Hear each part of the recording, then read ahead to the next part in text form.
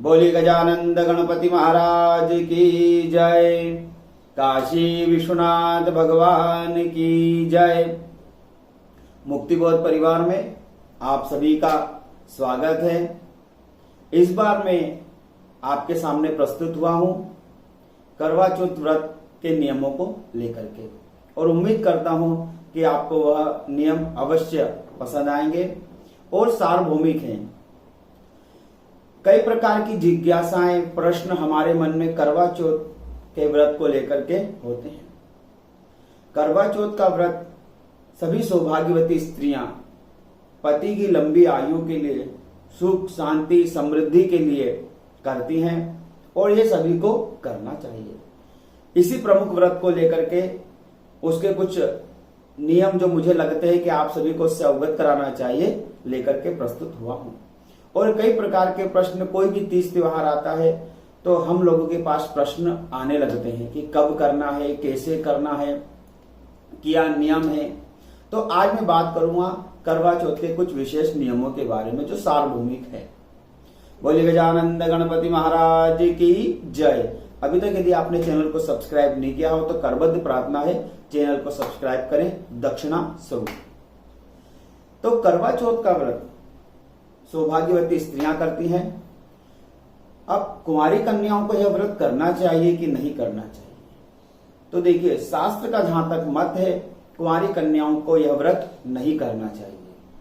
जो कुंवारी कन्या हैं, अब कुछ लोग कहते हैं भविष्य में अच्छा पति मिले इसलिए करवा चौथ का व्रत हम कर सकते हैं। मान्यताएं ऐसी हमें आसपास के वातावरण में सुनने को मिलती है, पर यदि हम शास्त्र सम्मत बात करें तो करवा चौथ का व्रत कुंवारी कन्याओं को नहीं करना चाहिए। अब कौन सा व्रत है? तो देखिए, हरतालिका तीज का व्रत, उसमें भगवान शंकर की आराधना होती है, गणेश जी की आराधना होती है, माता पार्वती की आराधना होती है कि हमें मन वांछित पति मिले। इसलिए हरतालिका तीज का व्रत मन वांछित पति की प्राप्ति के लिए किया जाता है। पर कुछ लोग कहते हैं कि भविष्य में हमें अच्छा पति मिले और सुयोग्य वर की प्राप्ति हो, इसलिए करवा चौथ का व्रत कुंवारी कन्याएं भी रखने लगी हैं। कुछ लिव इन रिलेशनशिप में रहती, जो नए नए रीति रिवाज हमारे समाज में व्यवहारिक जीवन में विकृति के रूप में आ रहे हैं, तो करवा चौथ का व्रत मान्यताएं कुछ ऐसी कि वो लोग भी व्रत को करने लगे हैं। बाकी मेरा विचार ऐसा है कि कुंवारी कन्याओं को करवा चौथ का व्रत नहीं करना चाहिए। दूसरा यह कि आप करने लगे हैं तो उनको इस नियम में अपन कर सकते हैं कि जिनकी सगाई हो गई है उन्हें वो व्रत करना चाहिए। शादी नहीं हुई है पर सगाई हो चुकी है तो हम वो करवा चौथ का व्रत कर सकते हैं।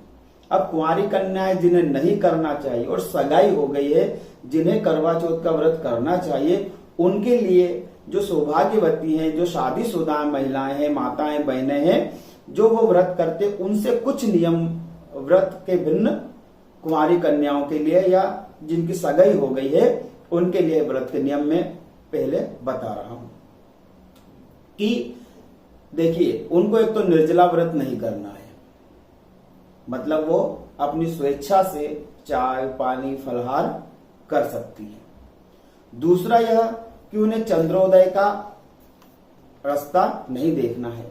वे तारों की पूजा करके, उनको अर्घ देकर, उनकी पूजा करके, शिव पार्वती का पूजन करके अपने व्रत का पालना कर सकती हैं, व्रत को पूर्ण कर सकती हैं। दूसरा, जिनकी सगाई हो गई है और पूजा में जो सामग्री लगती है तो वह ससुराल पक्ष से आती है। मतलब व्रत का जितना भी खर्चा है वह जो सगाई हो गई है उस कन्या के लिए ससुराल पक्ष से सब पूजन की सामग्री, फलाहार और जो भी खर्चा होता है वह ससुराल पक्ष से आता है। तो इस प्रकार कुंवारी कन्याओं को या जो सगाई जिनकी हुई है उन्हें यह व्रत इस प्रकार से करना चाहिए। निर्जला व्रत करने का उनको अधिकार नहीं है। अब जो सौभाग्यवती स्त्रियां पति की लंबी आयु के लिए यह व्रत करती हैं, उनको चाहिए कि वह सुबह से ही निर्जला व्रत रखें, अर्थात सुबह से निर्जला रहना जरूरी है। और सुबह उठ करके संकल्प लें, बिना संकल्प के व्रत अधूरा रहता है। दूसरा, दिन भर इधर उधर की बातें नहीं करना है, चुगली नहीं करना है, किसी की बुराई नहीं करना है, इधर उधर बैठ के समय व्यतीत नहीं करना है, और मोबाइल पे गेम बिल्कुल नहीं खेलना है, मोबाइल बिल्कुल नहीं चलाना है, कुछ काटना पीटना नहीं है, कैंची का उपयोग नहीं करना है, इससे व्रत भंग हो जाता है। मोबाइल पे यदि आप गेम खेलते हैं, मोबाइल से समय व्यतीत करते हैं, तो भी आपका व्रत भंग है। किसी के साथ बैठकर आप इधर उधर की चुगली करते हैं, बुराई करते हैं, तो भी आपका व्रत भंग हो जाता है। तो करना क्या है?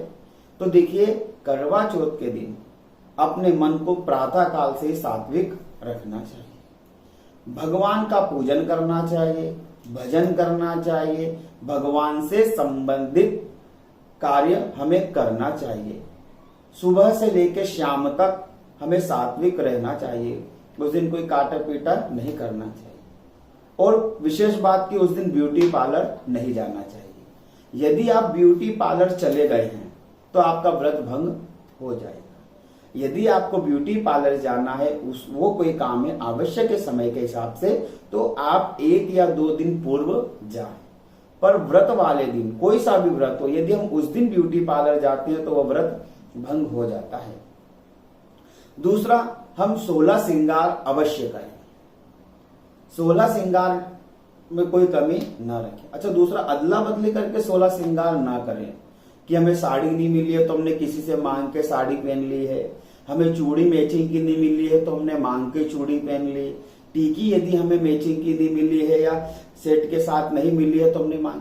देखिए, 16 श्रृंगार का व्रत करवा चौथ का विशेष व्रत है, इसलिए सौभाग्य की जो द्रव्य की वस्तु है आप स्वयं खरीदें, या पति देव से कहें कि यह चीज की कमी है, आप हमें आज ला करके दें, और वह चीज ला करके पति देव दें और आपको धारण करना चाहिए। मांग करके सुहाग की कोई भी सामग्री, विशेषकर आप ध्यान रखें कि मांग करके 16 श्रृंगार की कोई भी सामग्री आप उस दिन ग्रहण ना करें, क्योंकि इससे भी व्रत भंग हो जाता है। इस बात का विशेष ध्यान रखें। और सबसे उत्तम है कि हम लाल कलर के वस्त्रों का धारण करें। सबसे प्रथम उत्तम है लाल वस्त्र, उससे मध्यम है पीला, और तीसरे नंबर पे संतरा। और भूल करके भी करवा चौथ के दिन श्वेत या काले वस्त्रों को धारण नहीं करना चाहिए, उसका निषेध है। इसलिए सबसे उत्तम है हम लाल वस्त्रों का धारण करें, ना हो सके तो हम फिर पीले वस्त्रों का धारण करके पूजन पाठ करना चाहिए। इस प्रकार आपको करवा चौथ का व्रत करना चाहिए। करवा चौथ का व्रत का पूजन हमें अच्छे मन से प्रसन्नचित होकर के करना चाहिए। अब देखिए, करवा चौथ के व्रत की पूजन की विधि मैंने बहुत स्टडी करी तो पाया कि सबकी अपनी अपनी कुछ परंपराएं हैं, कुल की परंपराएं हैं, या जो हम देखते आ रहे हैं उसके अनुसार सभी लोग व्रत को करते हैं। इसलिए जो हमारा लोकाचार में, कुलाचार में पूजन विधि है, उस हिसाब से हमें पूजन विधि करना चाहिए। अब देखिए, पड़ोसी ने किस प्रकार पूजन किया, हमें इस बात का विशेष ध्यान नहीं रखना चाहिए। हमारे कुल की परंपरा क्या है, हमारी सासू जी कैसे यह व्रत करती हैं, उस हिसाब से हमें उस व्रत को करना चाहिए, क्योंकि वो हमारी कुल की परंपरा है। दूसरा, हम करवा बदलते हैं तो करवा और परिक्रमा हमें इस हिसाब से बदलना चाहिए जैसे घड़ी का कांटा चक्कर लगाता है, परिक्रमा भी उसी हिसाब से करना चाहिए और करवा भी हमें उसी हिसाब से बदलना चाहिए।